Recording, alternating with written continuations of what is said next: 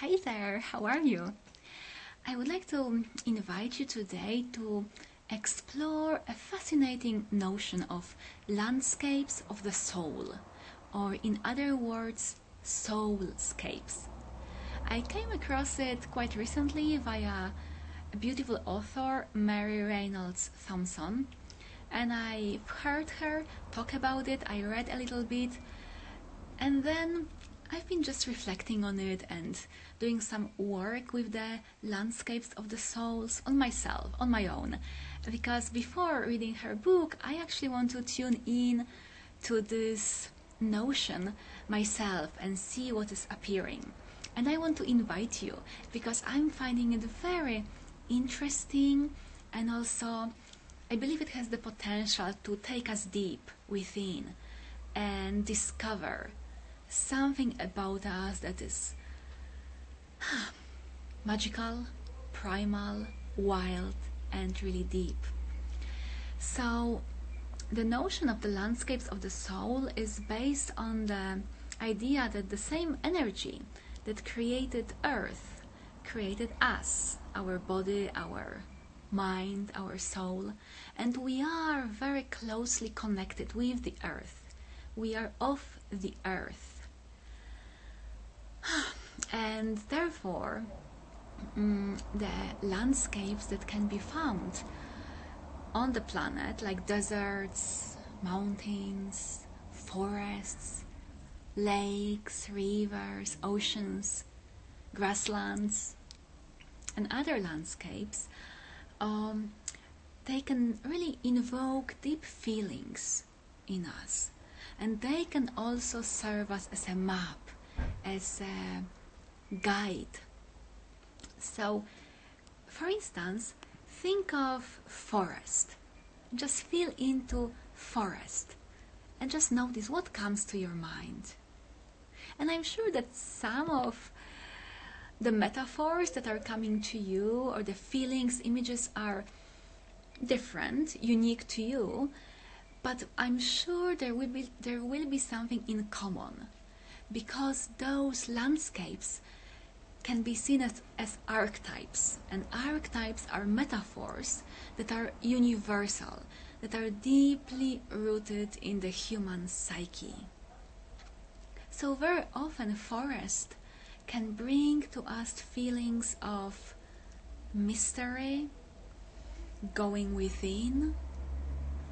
Think of some stories or fairy tales or myths when someone went to the forest.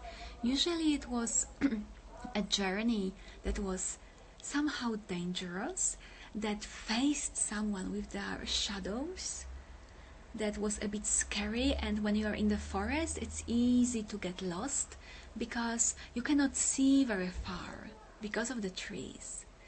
But you are forced to rely on some deep guidance and intuition in order to move through forest. And in the forest you can also find some mystical, magical beings. When I think of forest, one of the first images that come to my mind is the hut of Baba Yaga. Baba Yaga, who is this mythical creature that holds a lot of powerful and fierce magic. So very often forest is a place where we can feel a bit lost maybe, but also going inwards, going to a journey, facing something and discovering something new. So this was an example, and just my doggy just came to join us. Hey, here she is. okay. So, and the dog came, and it just brought to mind the fact that also animals can be powerful archetypes and metaphors. But let's stick with the landscapes for a moment. So, one way you can work with them is you can think of an area of your life that you want to have some insight into, that maybe you need some guidance, or you feel that something new is in store for you, but you're not sure what. Or any area of your life that you would like to see growing, or maybe where you are experiencing some difficulty. So it could be, for instance, your relationships, or your work, or your home, or health, or money, or anything else. And when you tune into this aspect of your life, just notice what images, what landscapes are coming to your mind.